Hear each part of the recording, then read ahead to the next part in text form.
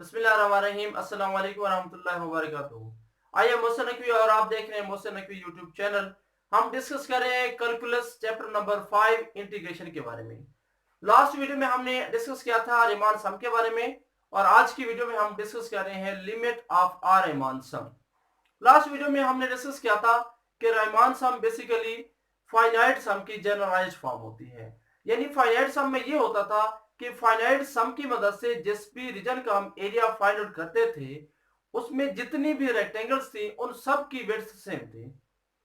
But जो हमारे पास रायमान सम होता है, रायमान सम के अंदर ये था कि रीजन का एरिया फाइंड आउट करने के लिए रायमान सम की मदद से एरिया फाइंड आउट करने के लिए जितनी हम रेक्टेंगल्स यूज करते थे उन सब रेक्टेंगल्स की विड्थ का सेम होना जरूरी नहीं है, यानी उनकी विड्थ डिफरेंट हो सकती है।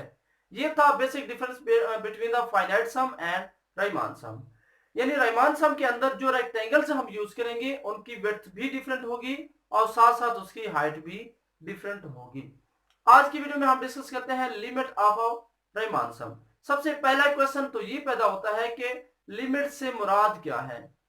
बाद में डेफिनेशन को डिस्कस करेंगे, पहले ये क्लियर करते हैं कि लिमिट से हमारी क्या मुराद है। देखिए फाइनाइट सम के अंदर या रायमान सम के अंदर हमारा बेसिक जो टारगेट है वो है एक ऐसे रीजन का एरिया फाइंड करना जिसके लिए कोई प्रॉपर फार्मूला या मेथड नहीं है।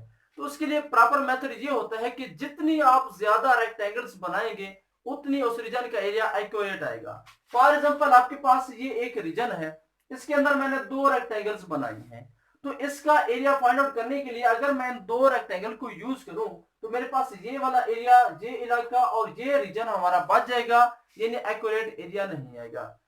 अगर मैं इस रीजन के अंदर 2 की बजाय 4 बना लूं तो मेरा एरिया मजीद एक्यूरेट हो जाएगा। अगर मैं 4 की बजाय 100 इसके अंदर बना लूं, इसी के अंदर 100 रेक्टेंगल्स बना लूं, तो इस तरीके से मोस्टली रीजन मेरा कवर हो जाएगा और एग्जैक्ट एरिया आ जाएगा। तो लिमिट लेने से मुराद ये होता है कि लिमिट ऑफ अ फाइनाइट सम या लिमिट ऑफ अ रायमान सम, इससे मुराद ये होता है कि increasing the number of rectangles. जब हम बात करते हैं कि हम लिमिट ले रहे हैं, इससे मुराद होता है कि हम नंबर ऑफ रेक्टेंगल्स को इंक्रीज कर रहे हैं। चाहे हम फाइनाइट सम की बात करें या रायमान सम की बात करें, जब भी वर्ड लिमिट बोला जाएगा तो इसका मतलब होगा कि we are increasing the number of rectangles in the region के अंदर हम रेक्टेंगल्स को इंक्रीज करना चाहते हैं। तो ये हमारा मकसद है लिमिट से।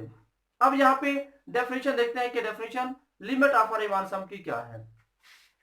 डेफिनेशन है कि एज द नाम of the partition of a and b approaches zero, जब भी हमारे पास नाम क्लोज इंटरवल की अप्रोचेस टू जीरो होगी। अब यहाँ पे एक क्वेश्चन और आ गया कि नाम क्या होती है, अप्रोचेस टू जीरो से क्या मुराद है।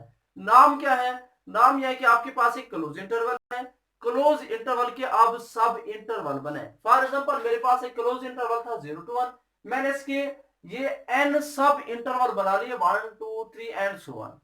अब ये जो सब इंटरवल है, हर सब इंटरवल एक रेक्टेंगल को रिप्रेजेंट करता है, फर्स्ट को, सेकंड को। तो मैं यूं कहूं कि हर इंटरवल, हर सब इंटरवल एक रेक्टेंगल बना रहा है। सो ये जो सब इंटरवल है अगर ये रेक्टेंगल बना रहा है तो ये सब इंटरवल हमें विड्थ भी देगा और साथ साथ हाइट भी देगा। अब अगर इस सब इंटरवल की विड्थ 4 है, इस सब इंटरवल की विड्थ 6 है, तो इनमें से 4 एंड इसकी 4 है विड्थ और इसकी 6 है। सब इंटरवल में सबसे बड़ी जो विड्थ होती है उसे बोलते हैं नॉर्म ऑफ द पार्टीशन। यानी आपने क्लोज इंटरवल था, क्लोज इंटरवल के सब इंटरवल बनाए। ये जो क्लोज इंटरवल से सब इंटरवल बनाने के प्रोसीजर को बोलते हैं कि हम पार्टीशन कर रहे हैं। एक क्लोज इंटरवल से सब इंटरवल बनाना, इसे क्या कहा जाता है कि ये हम क्या कर रहे हैं, पार्टीशन बना रहे हैं। फिर पार्टीशन में से जो आपने सब इंटरवल बनाए, हर सब इंटरवल अपनी अपनी विड्थ रखता है। उन विड्थ में से जो सबसे बड़ी विड्थ होगी it is known as norm of the partition. यानी अगर इसकी विड्थ 3 है, इसकी विड्थ 6 है, नेक्स्ट की विड्थ 7 है एंड सो ऑन, लास्ट की अगर विड्थ 100 है जो कि सबसे ज्यादा है, तो इसका मतलब ये है कि इसकी अगर कोई आपसे पूछ ले कि ये जो आपने पार्टीशन की है, इस पार्टीशन की नॉर्म क्या है, तो आप बोलेंगे कि इसकी नॉर्म 100 है। फिर मैं क्लियर कर रहा हूं, क्लोज इंटरवल है, क्लोज इंटरवल के सब इंटरवल बनाना इसकी पार्टीशन करना कहलाता है। ये हमारे पास जो सब इंटरवल है, यूं समझ लें कि आपने पार्टीशन की है। फिर जितने भी सब इंटरवल हैं, हर इंटरवल एक रेक्टेंगल को रिप्रेजेंट करता है। अगर रेक्टेंगल को रिप्रेजेंट करता है तो इसकी विड्थ भी होगी, हाइट भी होगी। हर इंटरवल में विड्थ भी होगी, हाइट भी होगी। इसका मतलब यह कि इसकी विड्थ क्या होगी, लेट क्या लेते हैं कि इसकी विड्थ अगर 4 है, इसकी 6 है, एंड सो ऑन चलते रहते हैं, आखिरी जो आता है उसकी विड्थ सबसे ज्यादा यानी 100 है। तो पार्टीशन जो हमने की है उनमें से जो सबसे बड़ी विड्थ होगी उसे बोलते हैं नॉर्म ऑफ द पार्टीशन। सो अगर कोई आपसे पूछ ले कि इस पार्टीशन की नॉर्म क्या है, तो आप बता सकते हैं कि इस पार्टीशन की नॉर्म है 100। ओके जी, तो यहाँ पे नॉर्म वाली बात क्लियर हो गई। एज द नाम of the partition of close interval approaches to zero. अब नाम अगर अप्रोच कर जाए जीरो को, यानी जो इंटरवल सब इंटरवल आपने बनाए थे उनमें से सबसे बड़ी जो विड्थ थी वो डिक्रीज होते होते होते डिक्रीज होते होते बिलाखिर जीरो बन गई। अब इससे मुराद ये नहीं होगा कि सिर्फ वही इंटरवल जीरो हो जाएगा जिसकी, यानी इसकी अगर 100 थी तो 100 डिक्रीज होते होते यानी हमने नाम को कम किया। अब इतनी बड़ी नाम है, इतनी बड़ी विड्थ है, इसको संभाल करें, इसको छोटा करें, तो डिक्रीज करते करते हमने इसको जीरो बना दिया। अब इसका मतलब ये नहीं होगा कि ये 4 रहेगी या ये 6 रहेगी, यानी ये बाकी वैसे ही रहेंगी। याद रख लें, अगर आप नॉर्म को डिक्रीज करके जीरो बनाएंगे, यानी सबसे बड़ी विड्थ को डिक्रीज करके आप जीरो के करीब लेकर आएंगे, तो जो आपके पास छोटी बाकी टर्म्स थी, छोटी जो विड्थ थी, वो भी डिक्रीज होती जाएंगी। जो जो आपके पास सबसे बड़ी विड्थ डिक्रीज होगी, तो जो समाल थी वो भी आप डिक्रीज करते जाएंगे। तो यूं समझ लें कि अगर सबसे बड़ी 100 थी, आप उसको डिक्रीज करते हैं और जीरो बना देते हैं, बाकी जो बच गई उनमें से कोई ना कोई एक बड़ी हो जाएगी, फिर उसको डिक्रीज करेंगे, जीरो के इक्वल लेकर आएंगे, फिर उस जो बाकी बच जाएगी उनमें से कोई ना कोई बड़ी बन जाएगी, उसको डिक्रीज करेंगे, वो जीरो हो जाएगी। इस तरीके से डिक्रीज करते करते हर सब इंटरवल की जो विड्थ है वो अप्रोचेस टू क्या हो जाएगी, जीरो हो जाएगी। अब सवाल है कि ऐसा हम कर क्यों रहे हैं, आखिर हम विड्थ जीरो क्यों बना रहे हैं? Answer is very simple. अगर हमारे पास रीजन में जितनी ज्यादा रेक्टेंगल्स होंगी उतनी हमारा एरिया एक्यूरेट आएगा। सो इस वजह से नाम जो सबसे बड़ी विड्थ थी उसको हम जीरो बनाने की कोशिश इस वजह से करें कि जब वो जीरो होगी बाकी इंटरवल की विड्थ भी जीरो होगी, बाकी इंटरवल और सारे इंटरवल जब उनकी विड्थ जीरो होगी समान होती जाएगी, बिल्कुल इस तरीके से। तो फायदा ये होगा, बेनिफिट ये मिलेगा कि हमारे पास एक रीजन के अंदर इनफाइनाइट रेक्टेंगल्स बन जाएगी। जब इनफाइनाइट रेक्टेंगल्स बनेगी तो इसका मतलब ये है कि अगर हम उन इनफाइनाइट रेक्टेंगल का एरिया फाइंड आउट कर लेते हैं तो इसका मतलब ये है कि हमने रीजन का एरिया फाइंड आउट कर लिया। ये हमने लिमिट ऑफ फाइनाइट सम के अंदर डिस्कस किया था कि अगर हम उसको इनफाइनाइट रेक्टेंगल में कन्वर्ट कर देते हैं तो इसका मतलब यह है कि हमने रीजन का एग्जैक्ट एरिया फाइंड आउट कर लिया। So limit of Riemann sum से क्या मुराद है? लिमिट से मुराद है कि नंबर ऑफ रेक्टेंगल्स को इंक्रीज करना। तो नंबर ऑफ रेक्टेंगल्स कब इंक्रीज होगी? जब आपके पास नॉर्म डिक्रीज होगी, यानी नॉर्म जो सबसे बड़ी विड्थ थी अगर आप उसको डिक्रीज करेंगे तो बाकी इंटरवल भी साथ साथ डिक्रीज होते जाएंगे। यूं आपके पास जब विड्थ डिक्रीज होंगी तो एक रीजन के अंदर हमें ज्यादा रेक्टेंगल्स बनानी पड़ेंगी। यानी अगर ये बड़ी हमारे पास इसकी विड्थ अगर 4 है, अगर मैं इसको 2 करता हूं, अगर मैं इसको 2 करता हूं तो साफ जाहिर है इस रीजन को कवर करने के लिए मुझे कुछ और रेक्टेंगल्स बनानी पड़ेंगी। तो इसका मतलब ये है कि अगर आप इसकी विड्थ 0 कर देते हैं तो आपको इनफाइनाइट रेक्टेंगल्स बनानी पड़ेगी। सो जब नॉर्म 0 होगा, जब नॉर्म यानी सबसे बड़ी विड्थ अप्रोचिंग टू 0 होगी तो जो छोटे इंटरवल थे उनकी विड्थ भी अप्रोचिंग टू 0 होगी। यूं समझ लें जब नॉर्म डिक्रीज करेगा अप्रोचिंग टू 0 होगा तो उस वक्त आपके पास जो नंबर ऑफ रेक्टेंगल्स होंगी वो इंक्रीज करते हुए इनफाइनाइट तक पहुंच जाएंगी। एज एज द नाम of the partition of A B approaches zero, जब नाम हमारी अप्रोच करेगी जीरो को, सबसे बड़ी विड्थ जीरो को अप्रोच करेगी, ये यूं समझ लें कि विड्थ आपकी जीरोस को अप्रोच करें, the values of the corresponding Riemann sum, जो आपके पास करस्पॉन्डिंग राइमान सम होगा वो क्या करेगा, अप्रोचेस आर लिमिटिंग वैल्यू आई, जो राइमान सम होगा वो किसी ना किसी इंटरवल, किसी ना किसी फिक्स नंबर आई को अप्रोच करेगा। इस लाइन का क्या मकसद है, इस एग्जांपल से मैं आपको क्लियर करवाता हूं। एग्जांपल हमारे पास ये है 0 to 1 क्लोज इंटरवल है, हमने इसके सब इंटरवल बनाए, हर सब इंटरवल एक रेक्टेंगल को रिप्रेजेंट करता है, इसमें विड्थ भी है और इसमें हाइट भी है। ओके, हम चाहते हैं इस रीजन का एरिया फाइंड आउट करें, तो एरिया फाइंड आउट करने के लिए हमने क्या किया, ये जो रेक्टेंगल्स बनाई थी इन सब के एरियाज फाइंड किए, इनको सम अप किया। ये एग्जांपल हम ऑलरेडी कर चुके हैं, ये डेफिनेशन समझाने के लिए मैंने ये एग्जांपल को लिखा हुआ है। सो एरिया किसके इक्वल आ जाएगा, विड्थ मल्टीप्लाई हाइट, विड्थ इसकी क्या है 1/n, और हाइट क्या है, हाइट इसमें है कि अगर आप 1/n इस फंक्शन में पुट करें, जो कम से कम वैल्यू आएगी वो आपके पास हाइट बन जाएगी। तो width multiply height plus width multiply height, इसी तरीके से आप सब रेक्टेंगल के एरियाज फाइंड करें, 1/n आप कॉमन ले लें, बाकी f of 1/n, f of 2/n, ये सारी की सारी आपको हाइट बता रही हैं। सो ये इंटीरियर में बनेगा सम ऑफ हाइट्स। अब इसको आप सिग्मा के फॉर्म में लिख सकते हैं, summation of k from 1 to n 1/n f of k/n, expand करें तो ये वाला एक्सपेंशन आ जाएगा, which is equal to 1/n।